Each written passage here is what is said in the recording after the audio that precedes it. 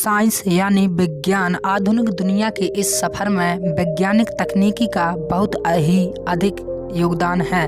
लेकिन क्या आप जानते हैं, विज्ञान का इतने विकसित होते हुए भी हमारी पृथ्वी में उपस्थित ओशियन यानी समुद्र की गहराई को आज तक कोई भी रिसर्चर और वैज्ञानिक टटोल नहीं सके हैं। क्योंकि जब हम रिसर्च करने के लिए समुद्र यानी ओशियन के नीचे जाते हैं तो हमारे माइंडसेट का जो प्रेशर होता है वो हजारों गुना ज़्यादा हो जाता है। कई दशक पहले सन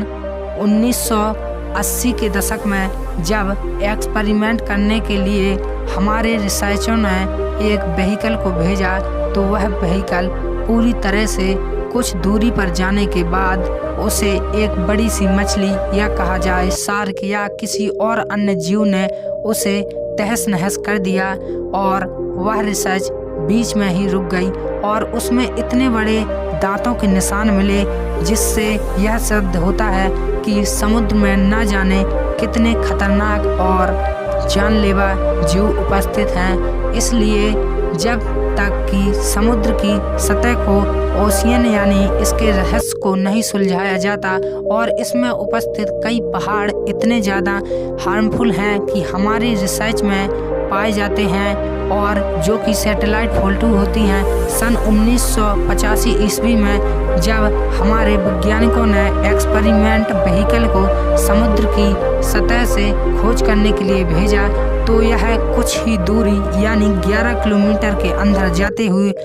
इसका व्हीकल जो कि इतने प्रेशर पर मोनेटाइज हो गया कि हमारे रिसर्चरों को लगने लगा कि शायद इसे कोई खींच रहा है और इससे हमारे रिसर्च के कैप्शन को डूब सकता है। इसलिए हमारे रिसर्च को बीच में ही रोकना पड़ा और घंटों मुश्किल के बाद हमारे रिसर्चरों ने जब इस व्हीकल को पूर्णतः निकालने में सफल हुए तब इसमें देखा गया कि इसकी जो तहस नहस की तस्वीरें हैं इसमें कई प्रकार के जीवों के दांत और कई प्रकार की चट्टानों से टकराने की इमेज साफ दिखाई देती है। और इसी कारण हमारे जब रिसर्च के कुछ पहलू अंदर जाते हैं तो इतने ज़्यादा खूंखार जानलेवा कीड़े मकोड़े या कहा जाए कि समुद्र में उपस्थित एक विशालकाय जानवरों से इसकी मुठभेड़ हो जाती है जिससे कि हमारे रिसर्च बीच में ही अधूरे छूट जाते हैं। और कभी कभी तो इन समुद्रों से हमारे फ्रीक्वेंसी में इतनी ज़्यादा गहरी आवाज़ उपस्थित होती है कि लगता है कि इसमें कई जानवरों जैसे कि भेल या शार्क की कुछ आपसी झगड़े हो रहे हैं। लेकिन आप नहीं जानते कि हमारे वैज्ञानिकों द्वारा इसमें कई रिसर्च किए गए हैं और आज तक वैज्ञानिक इसकी गहराई को नहीं टटोल सके। इसके लिए दिन प्रतिदिन हमारे अंतरिक्ष की ही तरह इसमें रिसर्च करते रहते हैं लेकिन वैज्ञानिक इसमें पूरी तरह से अभी फैल सिद्ध हुए हैं। और दिन प्रतिदिन सन 1970 में देखा जाए तो इसमें एक रिसर्च हुई थी जिसमें समुद्र के छोटे से छोटे और बड़े से बड़े जीवों की तुलना के लिए एक फ्रीक्वेंसी डाली गई थी। लेकिन इसमें इतनी ज़्यादा आवाज़ें कैप्चर हुई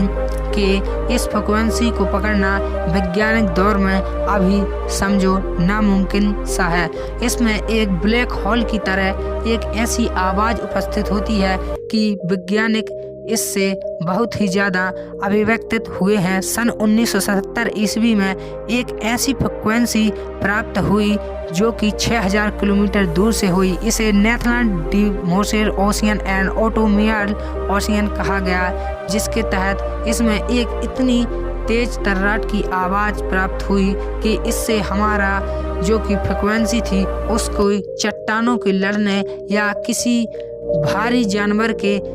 तकलीफ में होने की या चिल्लाने की आवाज़ कही जा सकती है। लेकिन इस आवाज़ को अभी तक वैज्ञानिक एक रहस्य के समान दिखाई पड़ते हैं। लेकिन यह आवाज़ कुछ ब्लैक होल की तरह सुनाई पड़ती थी और इस आवाज़ से कुछ मछलियों के